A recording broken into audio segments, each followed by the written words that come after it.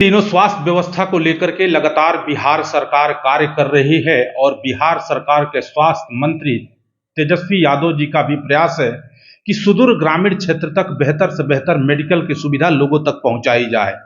आज हम लोग पहुंचे हैं छपरा जिले के एकमा प्रखंड में, जहां पर एक वरदान हॉस्पिटल का संचालन हो रहा है।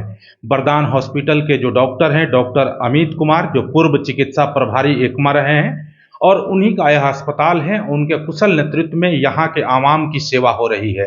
हम लोग डॉक्टर साहब से जानने का प्रयास करेंगे कि इस मौसम में किन किन डिजीज के पेशेंट अधिक आ रहे हैं और खास करके ग्रामीण स्तर के लोगों में हेल्थ से रिलेटेड समस्या अधिक किस प्रकार का आ रहा है। डॉक्टर साहब, हेलो डॉक्टर कार्यक्रम में आपका बहुत बहुत स्वागत है। सर, काफ़ी लंबे समय से इस क्षेत्र में चिकित्सकीय सुविधा लोगों को आप प्रोवाइड करा रहे हैं और गरीबों के डॉक्टर कहे जाते हैं।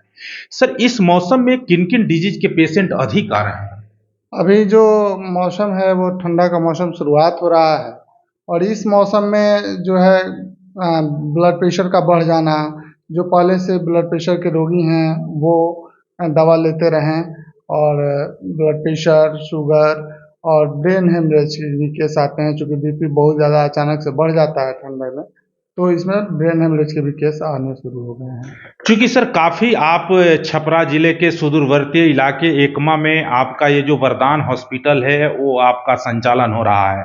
एक सवाल हम लोग जानने का प्रयास करेंगे, चूंकि हेलो डॉक्टर कार्यक्रम के माध्यम से शहरी क्षेत्र से लेकर ग्रामीण स्तर तक जाने का पूरे प्रदेश में मौका मिला है। सर, आज भी ग्रामीण स्तर पर लोग हैं जो कि अपने स्वास्थ्य के प्रति बहुत ज़्यादा सजग नहीं रहते हैं।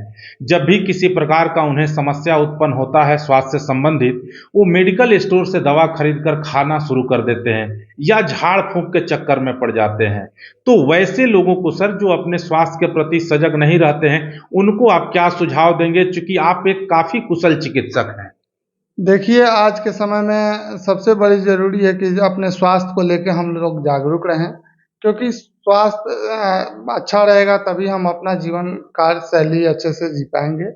और इसमें सबसे बड़ी बात है कि हम अपना शरीर पे ध्यान दें कि सुबह दिनचर्या अच्छे से हो। सुबह उठें तो थोड़ा योगा प्राणायाम, जो व्यायाम वगैरह है शरीर के लिए करें और आहार विहार अपना सही से रखें ताकि बीमार ही ना पड़ें, बीमार कम पड़ें। बीमार पड़ेंगे तो फिर डॉक्टर के पास जाना पड़ेगा। दवा स्टोर से दवा लेके खाने और डॉक्टर से दिखा के दवा खाने में बहुत अंतर है। डॉक्टर देखता है तो आपके हिसाब से आपका बीपी, शुगर, ब्लड प्रेशर या ऐसे भी आपका सारा चीज़ का मूल्यांकन करता है, फिर दवा आपको देता है। जबकि दुकानदार आपको ये सब चीज़ें नहीं देखता, वो अपने मन से दवा दे देता है जो नुकसान भी कर सकता है आपको। इसलिए डॉक्टर से दिखा के ही दवा लें। ऐसे प्रयास करें कि हम बीमार ही ना पड़े, दिनचर्या में सुधार करें, व्यायाम करें, योगा करें। बिल्कुल सर। चूंकि सर एक सवाल और भी हम लोग आपसे लेंगे। मेडिकल का जो प्रोफेशन है सर, डॉक्टर को सेकंड गॉड के रूप में माना गया है, लेकिन कहीं ना कहीं वर्तमान परिवेश में देखा जा रहा है कि मेडिकल का भी प्रोफेशन कमर्शलाइजेशन की तरफ बढ़ रहा है।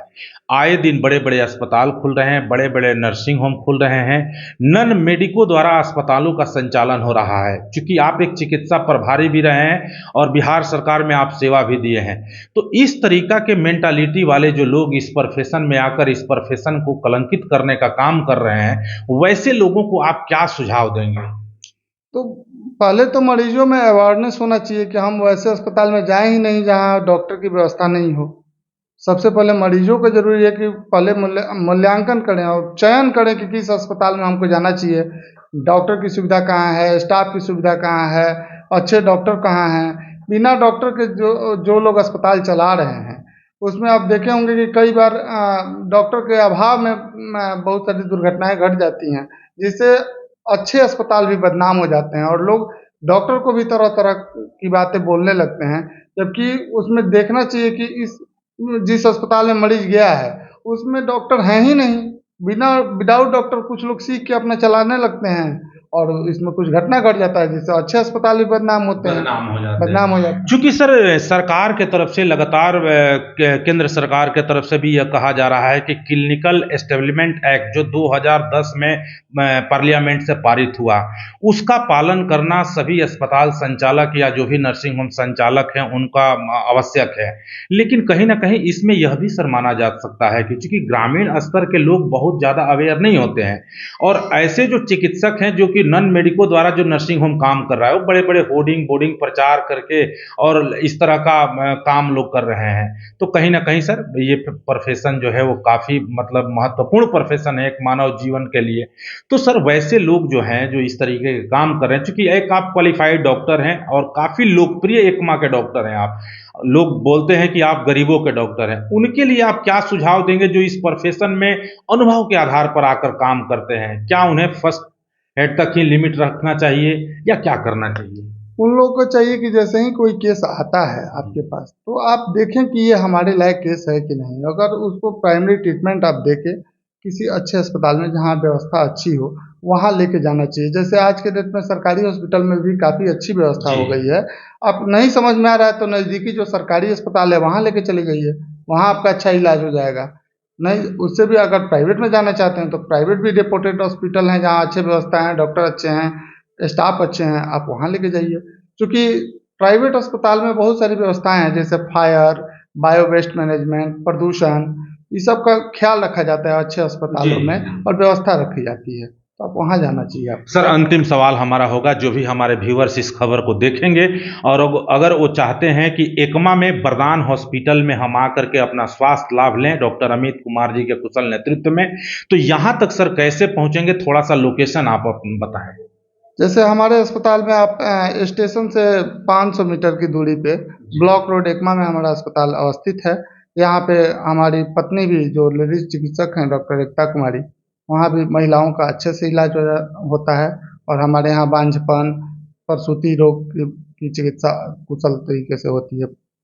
निश्चित तौर पर ये थे डॉक्टर अमित कुमार, जो कि एकमा ब्लॉक रोड में इनका अपना वरदान हॉस्पिटल है। डॉक्टर साहब का एक कहना है कि ग्रामीण स्तर के लोगों में किसी तरह का भी स्वास्थ्य से संबंधित समस्या उत्पन्न होता है तो आपसे आग्रह है कि आप कुशल चिकित्सक के बीच पहुंचें और वहां जाकर के अपना स्वास्थ्य लाभ लें। अगर आप अपने नजदीकी प्राथमिक स्वास्थ्य केंद्र में जाते हैं तो वहां पर भी गवर्नमेंट की तरफ से काफ़ी कुशल चिकित्सकों की व्यवस्था की गई है, वहाँ बेहतर आपको स्वास्थ्य लाभ मिलेगा।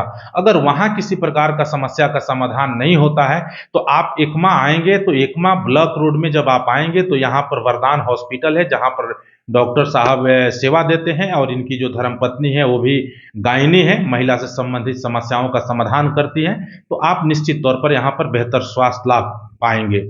इन्हीं सारे चीज़ों के